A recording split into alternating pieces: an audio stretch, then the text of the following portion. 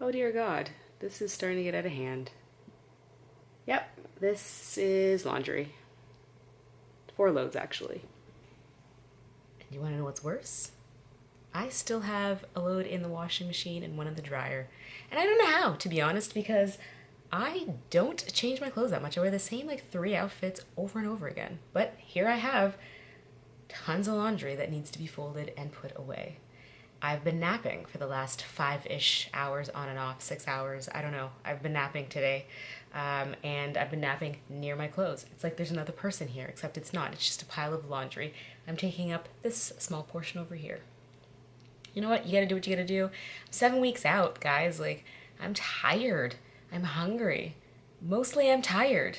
So, yeah. Anyway, today's video, it's a little different. A full body workout, if you will. I've gotten some requests for, hey girl, maybe more than just glutes. So I threw in some glutes, obviously, duh.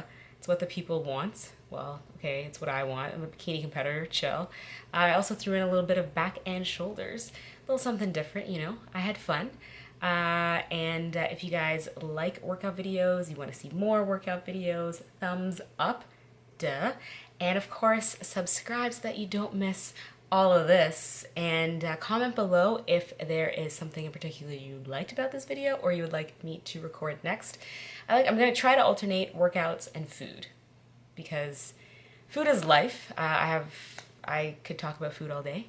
And training, well, training is a huge part of my life. So basically the 2 things. It's basically all you're going to get. The only other thing I could talk about is coffee, I suppose. Which, let's talk about coffee. No, I'm kidding. I was hoping to like get really cute, put on makeup, you know, really start this video off on a positive high note, but I don't feel great today, to be honest. My blood sugar issues kind of, I don't know, they've been off the last few days, and today I did too much cardio, fasted, and I hit a really low point, and I can tell when my body gets to that point and I can't come out of it. Basically, I've been eating, I'm drinking water, I had some sodium, I'm doing the things that usually help and they're not. So unfortunately that's why I've been napping, but I want to get this intro done because I'd like to edit this video and get it up ASAP. So I don't know why I'm explaining because I'm a mess, but I just felt like I should like tell you, you know, like, hey, I'm a mess, but there's kind of a reason. I mean, other than the fact that I'm a mess, you know? Anyway, guys, I'm just hoping I don't have sleep lines on my face, to be honest. I haven't really looked at myself closely. I probably do. I'm gonna go. I'm gonna fold this monstrosity of a pile of laundry, and hopefully you guys enjoyed the video, and I will chat with you later. Bye.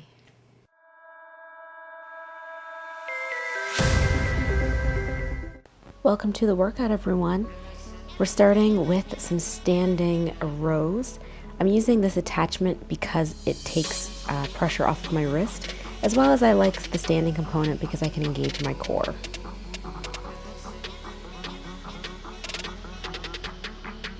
And I moved right from that into standing rope pullovers. Ensure you're using your core, that you're using control. Both of these workouts, or both of these exercises require you to use control. No jerking, using force. Honestly, no ego lifting. Simply lift the weight that you can, slow and controlled, and, you know, leave the ego lifting for another day. Again, I typically don't do any wide pulling exercises, but I do like this bar once in a while. And of course, like I said, it keeps my wrist neutral, and you know I have some issues with my wrist.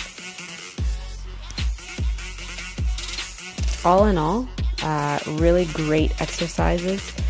You can obviously do these seated, but why not use a little extra, burn a few extra calories standing. And also, not gonna lie, sometimes it's easier when you're supersetting to just use the same attachment so that you are not causing anyone grief or so that no one steals your machine. Pro tip.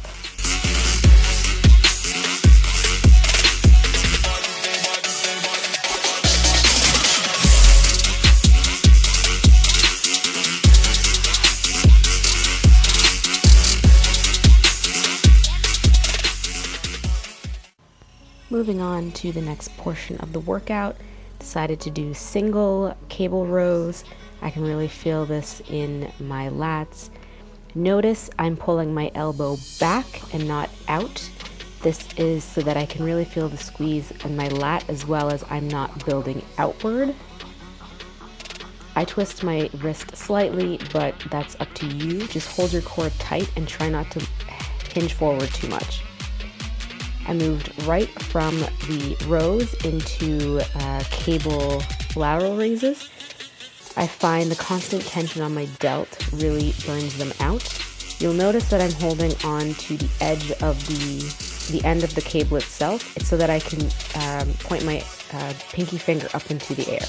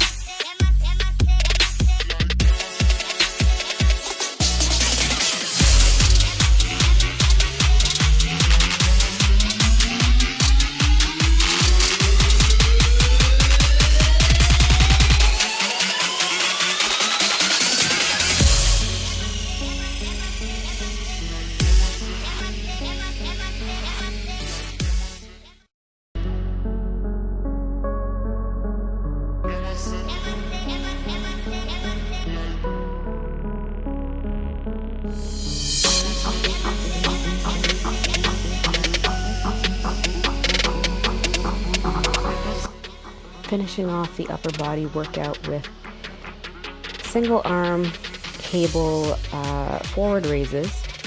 And again, try to use control, really hold your core tight. Of course, there's going to be slight swing in the body, but try not to be using velocity to get the arm up. Use the actual front delt itself, slow and controlled. It's not about how much weight you can lift up, it's if you are able to lift the weight correctly and with correct form. As you see here, I'm using a handle. It's so that I can not cause too much grief to my wrist. And even here, moving onward to the side laterals, I've moved into a handle. And again, it's just positioning my hand slightly differently, which again causes different emphasis on the delt. And I'm finishing off with some pause reps. Of course, workout wouldn't be complete without glutes. This is simply using the cable to hit my side and back part of my butt. You'll notice my hand is constantly on my leg, on my hip. It's so that I can truly engage and feel it. So I'm doing some reps with my foot out in front. You'll notice slight positioning change now. My leg is going slightly back and to the side. Not a full kickback, but not out in front. And then once I've done those, I will move into an actual kickback. So you just change the positioning on there, lean forward so that you're not arching or hinging your back. You should never feel this in your low back.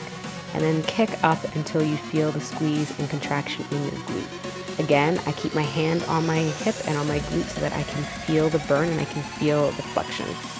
Now, I decided to try playing around with this exercise, and I failed here, but I included it so that you can see exactly how and why.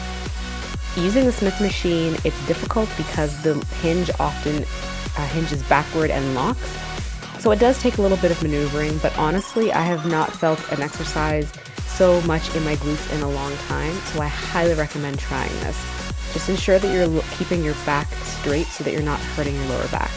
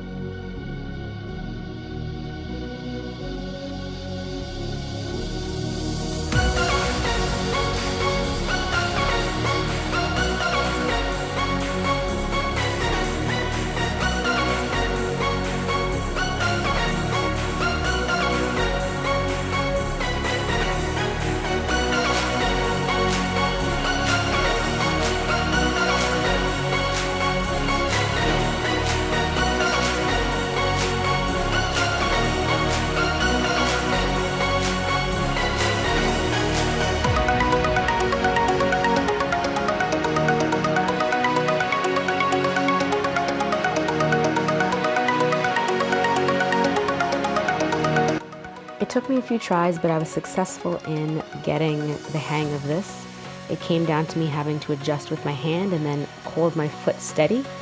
And you'll see it's just a small movement. You should not be crazy overarching, overextending. Squeeze, very slow and controlled, but this will burn out your glutes like you can't even imagine. I only had 10 pounds on each side.